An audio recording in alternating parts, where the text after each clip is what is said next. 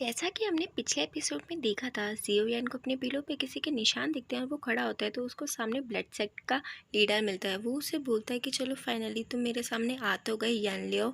Blood sect का leader बोलता है कि तुम मुझसे बहस मत करो, तुम्हें पता नहीं है क्या मैं तुम्हें कितने आसानी से मार सकता। वो उतने में ही अपनी ग्रीन फ्लेम ऑन कर लेता है तो वो कहता है कि अच्छा तो तुम हो जो ग्रीन फ्लेम लेके भाग चुके हो, और उसको मारने आ रहा होता है। मगर उतने में बाहर से मिस्टर तेंगशन की आवाज़ आती है तो वो डिसअपियर हो जाता है। मिस्टर तेंगशन उसे बताते हैं कि नैलन जी की तबीयत ज़्यादा ख़राब होती जा रही है। अब क्या तुमने उनका ट्रीटमेंट करते वक्त कुछ अजीब सा नोटिस किया? तो वो बताता है कि जब मैं उनका ट्रीटमेंट कर रहा था तो वो मुझे पहले से बेहतर नज़र आ रहे थे। मुझे लगता है कि कोई उनके खाने में कुछ मिला के दे रहा है उन्हें। तो वो बताते हैं कि उनका खाना तो उनके जो 3 बेटे हैं वही मैनेज करते हैं और वो उन्हें अंदर लेके आता है। वो ब्लड सेक्ट के लीडर का हाथों के निशान दिखाते हैं तो मिस्टर तेंगशन समझ जाते हैं कि वो यहाँ पे आ चुका है। येरन एलन अपने दादा के पास बैठी होती है और काफ़ी ज़्यादा रो रही होती है। उसके दादा उसे एक मेडल देते हैं और कहते हैं कि अब से तुम ही हो 19वीं सेंचुरी में हमारे येरन क्लैन की प्राइम मिनिस्टर और तुम्हें इसको संभाल के रखना है पूरे क्लैन को। वो कहती है कि मैं तो अभी बहुत ज़्यादा छोटी हूँ, मैं ये सब कुछ कैसे मैनेज कर सकती हूँ। तो उसके दादाजी उसे बोलते हैं कि तुम्हारे फादर काफ़ी ज़्यादा वीक हैं और तुम्हारे जो दोनों चाचा हैं उनका इंटेंशन काफ़ी ज़्यादा बेकार है, तो मैं सिर्फ इस मामले में तुम्हारे ऊपर ही भरोसा कर सकता हूँ। अब से तुम ही हो, जो करना है तुम्हें वही करना पड़ेगा। और उसको एक सीक्रेट भी बताते हैं। येरन एलन के पापा बाहर सबको बता रहे होते हैं कि अब वो धीरे धीरे एसेंस फिल्म की वजह से सही हो रहे, तो मुझे नहीं लगता अब वो इतनी जल्दी मर पाएंगे और हमें कुछ मिल पाएगा। उसके दोनों चाचा बोलते हैं कि आपकी बेटी तो अंदर बैठी हुई है तो आपको क्या परेशानी है, अगर उन्हें कुछ हो गया तो कोई तो होना चाहिए ना उन्हें संभालने वाला। और वो ज़बरदस्ती अंदर घुस जाते हैं। येरन एलन के दादा उन तीनों को बताते हैं कि अब से येरन एलन ही मेरी पोजीशन को संभालेगी और 19th नैलन एल्डर बनेगी। ये सारी बातें सुन के उसके चाचा बोलते कि हमने हमारी पूरी आधी ज़िंदगी इस सब काम के लिए बर्बाद कर दिया है। मेरा पैर देखो, मेरा एक पैर जिस पे पूरा पॉइजन से भर गया था उसको मेरे को काटना पड़ा ब्लड सेक्ट की वजह से, और आप अपनी सारी प्रॉपर्टी इस लड़की के हाथ में दे रहे हो, ऐसे क्यों कर रहे हो आप? अब हम आपकी और बकवास नहीं सहेंगे, आप प्लीज़ इस तरह मत करो, इस लड़की के हाथ में सारी प्रॉपर्टी मत दो अपनी। उतने में वहाँ पे 8 एल्डर गार्ड आ जाते हैं जिनको देख के उसकी बोलती अपने आप बंद हो जाती है। वो उन्हें बताते हैं कि ये 8 लीडर आयरन गार्ड्स आज से येरन एलन की सिक्योरिटी पे लगाए जा रहे हैं, और अगर किसी ने भी उसे क्लैन सेक्ट का लीडर मानने से मना करा तो ये लोग उसे अभी के अभी मार देंगे। और उन्हें ना चाहते हुए येरन एलन को अपना लीडर मानना पड़ता है। जब वो लोग बाहर चले जाते हैं तो उसके दादाजी की तबीयत काफ़ी ज़्यादा सीरियस होती जाती है और वो येरन एलन को बोलते हैं कि अगर मैं मर जाऊँ तो तुम मेरे लिए गाना गाओ। और वो उसके लिए गाना गा ही रही होती है, उतने में उनकी डेथ हो जाती है और वो बहुत तेज तेज रोना चालू कर देती है। उसके रोने की आवाज़ बाहर तक भी सुनाई देती है। वो लोग अंदर जा रहे होते हैं मगर उसके दोनों चाचा रोक लेते हैं और कहते हैं कि अभी तो गेम शुरू हुआ है, अभी देखना आगे आगे होता क्या है।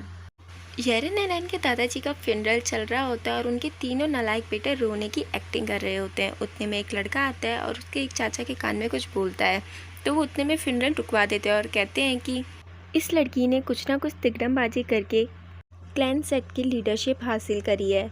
हमें लगता है कि हमें रोने में टाइम वेस्ट नहीं करना चाहिए और हमारे क्लैन सेक्ट के लिए एक नया हेड लाना चाहिए। उतने में वहाँ पे प्रिंस ये लेना जाते हैं, इसे तो आप पहचान ही गए होंगे। वो कहता है कि नैलन जी ने हमारे एम्पायर के लिए काफ़ी कुछ किया है, तो इनके फ्यूनरल में हम 50 गोल्ड एंड सिल्वर्स और 100 प्लेन सिल्क इनके फ्यूनरल में हम दान करने आए हैं। येरन Allen as a sect leader उनको थैंक यू बोलती है और उसे वो काफ़ी ज़्यादा सुंदर लगती है।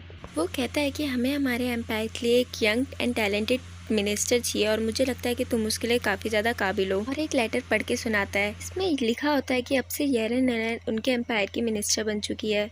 वो येरन एलन को अपने साथ लेके बाहर आता है। वो येरन एलन को बोलता है कि मैं अभी किसी काम से बाहर जा रहा हूँ, कुछ समय बाद वापस आऊँगा तुमसे मिलने, और उस लेटर को खोल के दिखाता है मगर उसमें कुछ भी नहीं लिखा होता। येरन एलन भी उसे देख लेती है और कहता है कि अब से सिर्फ तुम मेरी, और वहाँ से चले जाता है। मिस्टर तेंगशन फ्यूनरल में से आ रहे होते हैं, उतने में उन्हें जियोयान मिलता है और वो उसे कहते हैं कि तुमने अपनी पूरी कोशिश करी, इनफैक्ट अपनी जान भी खतरे में डाल दी मगर फिर भी वो बच नहीं पाए। वो बोलता है कि वो कैसे भी थे मगर उन्होंने सॉल पैलेस के अगेंस्ट बहुत ज़्यादा लड़ाई की थी और वो एक हीरो की तरह है। उतने में येरन वहाँ पे आ जाती है तो वो उससे बोलते हैं कि अब तुम सेक्ट की लीडर भी बन चुकी हो और मिनिस्टर भी बन चुके हो एम्पायर के, तो अपना ध्यान रखना। जियोयान वहाँ से जा रहा होता है तो वो उसे रोक के उससे बोलती है कि मेरे दादा रेग्रेट फील कर रहे थे जो भी उन्होंने तुम्हारी फैमिली के साथ किया, और तुम्हारी साथ हमारी एंगेजमेंट भी कैंसिल कर दी। तो वो कहता है कि तुम भले ही भूल जाओ मगर मैं कभी नहीं भूलूंगा कि तुमने किस तरह से हमारी फैमिली को किस तरह बेइज्जत किया था, मेरे पापा पे किस तरह अटैक किया था। उस वक्त मेरे पास भी पावर नहीं थे, फिर भी तुमने मुझे मारा और 3 साल बाद मैं इसका बदला ज़रूर लूँगा। वो बोलती है कि हमारी फैमिली ने तब ये सब चीज़ रियलाइज़ नहीं करी थी। तो वो बोलता है कि तुम्हारी फैमिली तो अभी भी कुछ रियलाइज़ नहीं करती और मुझे तुम्हारे एहसान की कोई ज़रूरत नहीं है। और उसे बताता है कि ब्लड सेक्ट के लीडर ने मेरे ऊपर हमला करने की कोशिश करी है, मुझे मारने की कोशिश करी है, तो हो सकता है कि वो तुम्हें भी नुकसान पहुंचाने की कोशिश करे, तो सतर्क रहना। तो फाइनली आज वो दिन आ जाता है जिस काम के लिए ये लोग यहाँ पे आए होते हैं। इन लोगों के आज टैलेंट का टेस्ट होता है। मिस्टर फार्मा यहाँ पे आए होते हैं इनके टैलेंट का टेस्ट लेने के लिए और वो उनसे पूछते हैं कि तुम्हारे सेक्ट में कौन कौन से अच्छे बच्चे हैं जो काफ़ी ज़्यादा टैलेंटेड है, उनके बारे में बताओ। मिस्टर टेंशन सबसे पहले जियो यान के बारे में बताते हैं और कहते हैं कि ये जियो फैमिली से रिलेट करता है और इसको काफ़ी सारी मेडिसिन्स और फिल्म्स के बारे में नॉलेज है, जबकि ये तो सिर्फ बच्चा ही है। फिर वो हेंजियन के बारे में बताते हैं और कहते हैं कि ये मास्टर गुहे का सबसे फेवरेट स्टूडेंट है। भले ही ये अभी यंग है मगर इसने खुद ने यहाँ पे एक मेडिसिन शॉप खोली हुई है। फिर वो होतियन के बारे में बताते हैं, कहते हैं कि ये एक मेडिसिन फैमिली से बिलोंग करता है और दुनिया में एक भी ऐसी मेडिसिन नहीं बची जिसके बारे में इसको ना पता हो। इस सेरेमनी में 2 तोते भी बैठे होते हैं जो बोले बिना रह ही नहीं सकते। पहले तोते होते हैं येरन एलाइन के अंकल। वो कहते हैं कि इतनी तारीफ मत करो आपके बच्चों की कि वो कुछ कर ही ना पाया और मास्टर फोमै को यहाँ से निराश होकर जाना पड़े। तो वो जियो येन का नाम लेते हैं। उतने में हमारे दूसरे तोता मतलब मिस्टर हेनफेन बोल देते हैं कि हाँ ये ही है जियो येन जिसकी मम्मी ने हमारे मास्टर टीचर को मारा था और ट्रेजर भी चुरा के रख लिया है अपने पास में। मिस्टर टेंशन उन्हें बोलते हैं कि आप गलत ट्रैक पे जा रहे हो, लगता है आपको पता नहीं है कि आप कहाँ बैठे हो। माँ माँ है और बच्चा बच्चा है। हो सकता है कि जो माँ ने गलती करी है वो बच्चा ना करे, वो उससे अलग भी तो हो सकता है। तो वो अपना फेक बरीड दिखाते हैं और कहते हैं कि मैं तो बस डर रहा था कि हम कहीं एक मॉन्स्टर को तो सारी पावर्स नहीं दे रहे अपनी। उतने में बाहर से एक गार्ड आता है और कहता है कि सोल क्लैन से एक लड़का आया है, वो भी इस कॉन्टेस्ट में पार्ट लेना चाहता है, अगर आप कहो तो उसे परमिशन दे दे के अंदर आने की। तोता नंबर 1 बोलता है कि उन्हें तो यहाँ से धक्के देकर बाहर निकाल देना चाहिए क्योंकि हम नहीं चाहते कि यहाँ पे कोई भी गद्दार लोग आए। मास्टर फोमा बोलते हैं कि सोल पैलेस और सोल क्लैन दोनों अलग अलग चीज़ें हैं, हो सकता है जो सोल पैलेस करे वो सोल क्लैन ना करे, तो हम उन्हें अंदर बुला लेते हैं। फिर वो अंदर आ जाता है। जब वो उन्हें हेलो करता है तो उसकी आइज़ बिल्कुल रेड हो जाती है और ये अपना नाम फैनलिंग बताता है। जियो यान अपने सभी दोस्तों को सतर्क रहने के लिए कहता है कि अगर ये यहाँ पे आया है तो पक्का कोई ना कोई कांड तो करके निकलेगा ही। होतियन बोलता है कि मुझे नहीं लगता कि ये कुछ यहाँ पे कांड वगैरह करने आया है, अगर इसने कुछ भी किया तो चलो ठीक है, आज रात का खाना तुम लोगों को मेरे अपनी तरफ से खिलाऊंगा। तो जियो यान बोलता है ठीक है बच्चे, तू हारने के लिए तैयार है, आज रात का खाना तेरी तरफ से होगा। जुनैर बोलती है कि हो सकता है कि ये सोल पैलेस की कोई चाल हो, ये पहले इसे यहाँ पे मारने के लिए भेजे फिर हम यहीं पे आके हमें मार के चले जाए। तो होतियन बोलता है कि तुमने ऐसे कैसे मान लिया कि वो लोग हम पे अटैक करने आए, उनके पास कोई रीज़न भी तो होना चाहिए हम पे अटैक करने का। तो होतियन से यंजियन बोलता है कि बेटे तो सोच ले तेरे को रात को क्या खाना है।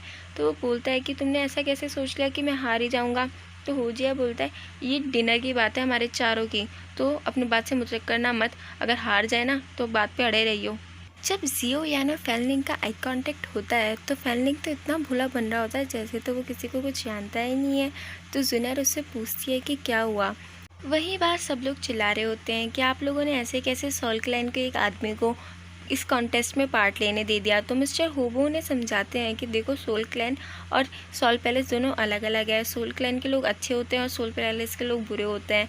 हमने यह सब कुछ रूल को फॉलो करके किया है और मास्टर फोमा ने ही इनकी परमिशन दी थी कि वो पार्टिसिपेट कर सकता है। मास्टर फोमा कॉन्टेस्ट के रूल बताने के लिए अनाउंसमेंट करवाते हैं।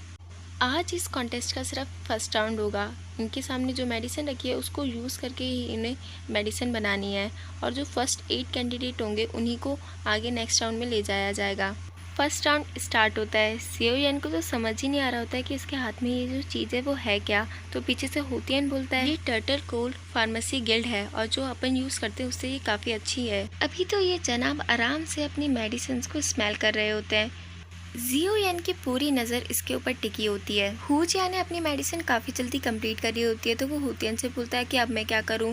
होतियन की नज़र उस पर टिकी होती है और वो कहता है कि इसको देखो ये तो बिना स्टोव की मेडिसिन बना रहा है। सब लोग फैनलैंग की कंसंट्रेशन के बारे में ही बात कर रहे होते हैं और वो लोग लड़ाई कर रहे होते हैं कि सबसे हाई पावर की मेडिसिन किसकी बनेगी। हेंजियन बोलता है कि मेरी मेडिसिन तो 8 लेवल की बनेगी। तो जुनैर पूछती है कि इनके यहाँ पे क्या सब लोग ऐसी मेडिसिन बनाते हैं। इन सब के मेडिसिन बनाने के तरीके अलग अलग होते हैं। जियोयान जो मेडिसिन बनाता है उसका कलर बहुत प्यारा आता है, और जो वो बनाता है हैंजियन, वो उसका भी कलर बहुत अच्छा आता है। फिर इनकी टेस्टिंग की बारी आती है। मिस्टर फार्मा सबसे पहले जियोयान की मेडिसिन को स्मेल करते हैं और कहते हैं कि इसका सिलेक्शन हो गया है क्योंकि इसने लेवल 10 की मेडिसिन बनाई है। जब वो दूसरी मेडिसिन को स्मेल करते हैं तो वो 9th लेवल की होती है और वो फैनलिंग ने बनाई होती है। और वो तीसरी लेवल पे आते हैं हैंजियन और जिनोय, जिन्होंने 7 लेवल की मेडिसिन बनाई होती है। जियोयान स्पिरिचुअल वर्ल्ड में ग्रैंडोल मास्टर से मिलने जाता है। ग्रैंडोल मास्टर उसे नलन जी की पोएम सुना रहे होते हैं और कहते हैं कि ये नॉर्थ ईस्ट से थोड़ा पास में ही है, तो ये यहाँ पे काफ़ी ज़्यादा ठंड है। तो वो उनसे अपनी मम्मी के बारे में पूछता है, क्या मेरी मम्मी को भी ठंड से डर लगता था? तो वो कहते हैं कि चलो मैं तुम्हें दूसरी पोएम सुनाता हूँ। पर वो कहता है कि जब भी मैं अपनी मम्मी की बात करता हूँ तो आप हमेशा टॉपिक चेंज क्यों कर देते हो? तो वो कहते हैं कि तुम्हें क्योंकि उनके बारे में जानने का कोई हक नहीं है अभी। तो वो बोलता है कि वो मेरी मॉम है, उन्होंने मुझसे ज़्यादा समय आपके साथ स्पेंड किया, तो मेरे को इतना तो हक होना चाहिए ना कि मैं अपनी मॉम के बारे में जान सकूं। वो मर भी गई सिर्फ आपको बचाने के लिए। तो वो कहते हैं कि इसलिए मैं तुम्हें नहीं बताना चाहता क्योंकि मेरी वो फेवरेट स्टूडेंट थी जो उसने मुझे बचाने के लिए अपनी जान दे दी, और आज भी जब वो मेरे सपने में आती है तो वो मरी हुई आती है। मैं उम्मीद करता हूँ कि तुम्हारे जब वो सपने में आए तो वो सबसे ज़्यादा सुंदर बन के आए। और तुम्हें क्या लगता है, क्या मुझे उनके बारे में सैड फील नहीं होता कि वो मर गई मेरी वजह से और वहाँ से चले जाते हैं? वो उसे मनाने के लिए वहाँ पे आता है और कहता है कि आज जो मैंने मेडिसिन बनाई वो आपको कैसी लगी? तो ग्रैंडोल मास्टर बोलते हैं कि ठीक ही थी।